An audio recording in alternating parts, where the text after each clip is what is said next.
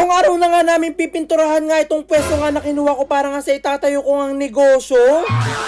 Mag-aalaw na nga ito ng tanghali nung nakapunta nga ako dito nga sa pwesto nga na kinuha ko kasi ngayong araw na nga kami mag-uumpisa na magpintura. Medyo maaga nga dumating nga dito si kuya nga na magpipinturo nga nitong pwesto ko kaya talagang dali-dali nga ako nagpunta agad dito para nga masimulan na. Excited na nga talaga ako sa nalalapit na pagbubukas nga nitong tinatayo ko nga negosyo kasi talagang swak na swak nga ito ngayon tag-init. Kahapon pa nga sana sisimulan nga itong pagpipintura kaso hindi nga natuloy kasi may mga nangyari nga na hindi inaasahan. Kaya nga itong mga pintura nga na nabili nga ni Mang Rhea talagang kahapon pa nga nandito nga sa pwesto na to at hindi pa nga nagagalaw. At pagkadating ko pa nga rin talagang hindi na agad nagpatumpik-tumpik tong si kuya talagang sisimulan niya na nga daw ang pagpipintura. Color yellow nga na pintura nga yung pinabili ko kay Mang Rhea at ito ngayon gusto ko ang kulay na ipalagay nga dito sa pwesto para nga kakulay nga nitong page natin. At maya nga rin sinimulan na nga rin ni kuya pagpahid nga ng pintura nga dito nga sa pwesto nga na nakuha natin. At dahil hindi pa nga ako nakakatry nga na magpintura talaga sabi ko nga kay kuya kung pwede nga akong patry na magpahid-pahid nga dito.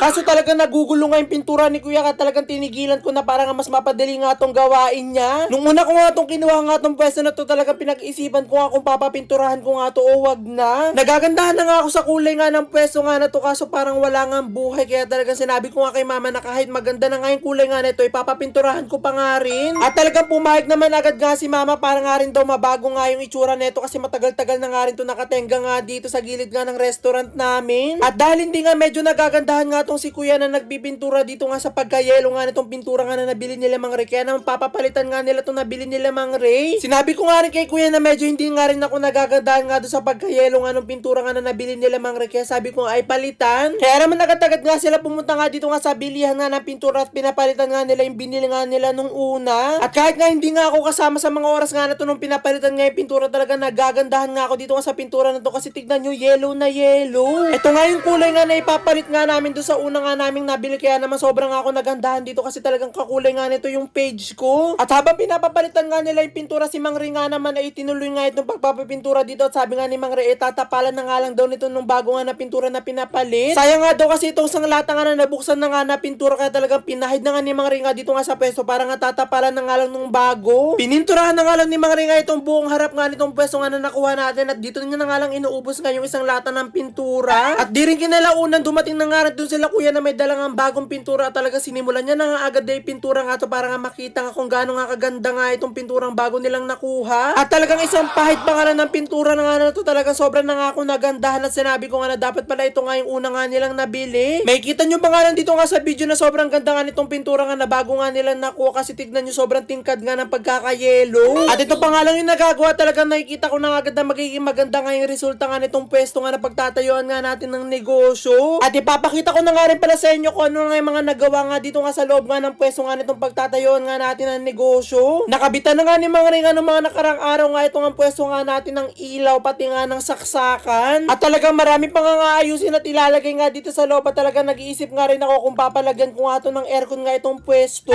Kaya naman mag-comment nga kayo at magbabasa nga ako sa comment kung bagay nga bang lagyan nga ng aircon nga itong pwesto nga na nakuha nga natin. At dahil nandito na nga rin kami sa tabi nga nitong aming restaurant talagang pumasok na nga ako sa loob at talagang nag-order na nga ako ng pagkain na pwede nga mamerienda nga nitong mga nagpipintura. At dahil sobrang sarap nga ng pansit nga namin dito talaga nag-order nga ako ng pansit para nga ito yung magawing merienda nga nila kuya. At pagkatapos ko nga umorder bumalik na nga agad ako dito sa pwesto at nagwalis-walis at naglinis-linis nga muna ako dito nga sa loob habang nagpipintura nga tong sila kuya. Dito nga sa loob nga ng pwesto nga na to kaya talagang dumumi nga agad kahit nga kakalinis pa lang. At maya nga lang ito na nga tatapalan na nga nila kuya nga itong unang ang pintura nga na ipintura nila na hindi nga maganda yung kulay. Binaba na nga rin namin nga itong pinakabintana kasi isa nga rin ito nga sa pipinturahan para nga mabilis na nga daw si kuya na magpintura at sunod-sunod na. Hindi pa nga nagbubukas at hindi pa nga natatapos na gawin nga itong pinakapwesto nga na pagtatayuan nga natin ng negosyo pero ang dami na nga nagtatanong at pumupunta dito kung kailan daw magbubukas. Di nga nila alam na mas excited pa nga ako sa kanila na magbukas nga itong negosyo nga na to kasi talagang saktong-sakto nga ito ngayong tag-init. At nung maya-maya nga lang natapalan na nga nila kuya nga yung una nga nilang pinintura tignan nyo talagang sumobra nga yung ganda niya at talagang sobrang tingkad nga ng pagkakayelo. Talagang ang kuwang-kuha nga yung kulay nga na gustong-gusto ko nga talaga na maging kulay nga nitong pwesto nga na pagtatayuan ko nga ng negosyo. At kung talaga mapapadaan ka nga dito nga sa pwesto nga na to, talaga mapapatingin ka nga talaga dahil nga sa kulay niya nga kasi talaga sobrang tingkad. At ito na nga finally, natapos na nga rin ng pagpapintura at ito na nga ipapakita ko na nga sa inyo kung ano nga ang kinalabasan.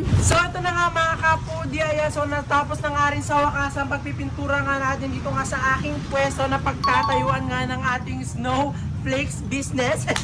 So dito na natin siya itatayo. Ipapakita ko na sa inyo kung ano kinalabasan. So ito na, and 1, 2, 3, share!